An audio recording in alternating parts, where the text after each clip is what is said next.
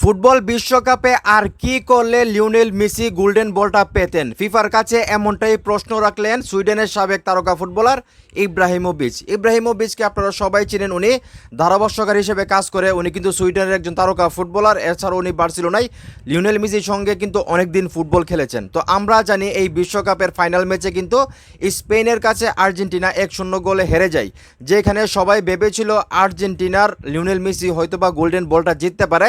সেইখানে কিন্তু গোল্ডেন বলটা কিন্তু আসলে দেওয়া হয়েছে স্পেনের রুদ্রিকে।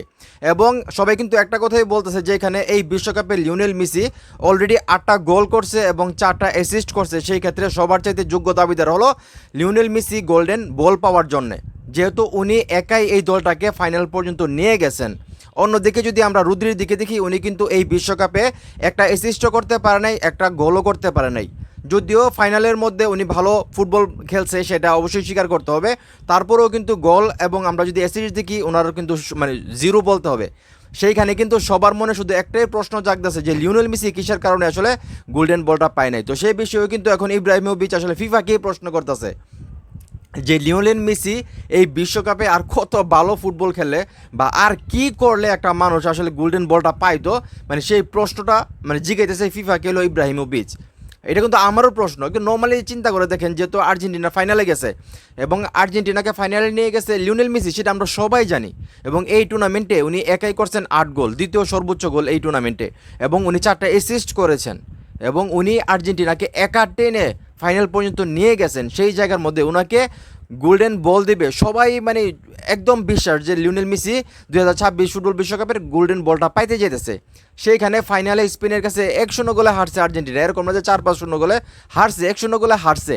এবং রুদ্রি যেই ফুটবলারকে আসলে গোল্ডেন বলটা দেওয়া হয়েছে, এই টোটাল বিশ্বকাপে ওনার একটা ভালো পাস নাই, ওনার একটা মানে গোল নাই। তো সেইখানে ওনাকে কিভাবে আসলে মানে গোল্ডেন বল দিয়ে দিল, এটা এখন সবার প্রশ্ন। তো সেই প্রশ্নটাই আসলে ফিফাকে ইব্রাহিমোভিচ করলো। তো আসলে কি বলবো, বলার ভাষা খুঁজে পাচ্ছি না। এটা নিয়ে আমি আগেও কথা বলছি, এখন এই মুহূর্তে আমার এই ভিডিও যারা দেখতেছেন আসলে এই বিষয়টা নিয়ে আপনারা কী বলবেন? সবাই কিন্তু এটা নিয়ে সমালোচনা করতেছে যে কেন লিওনেল মেসিকে আসলে গোল্ডেন বলটা দেওয়া হয়নি, এটা লিওনেল মেসির সঙ্গে অন্যায় হয়েছে। তো আমিও বলি এটা অন্যায় হয়েছে। সবাই বলতেছে যারা মোটামুটি ফুটবলকে মানে ফুটবলটা বুঝে, ফুটবলটাকে ভালোবাসে, যেই দলেরই হোক, হোক সে ব্রাজিলের হোক বা সে পর্তুগালের, মানে যে কোনো দলেরই হোক না কেন, সবাই কিন্তু এই কথাটা বলতেছে।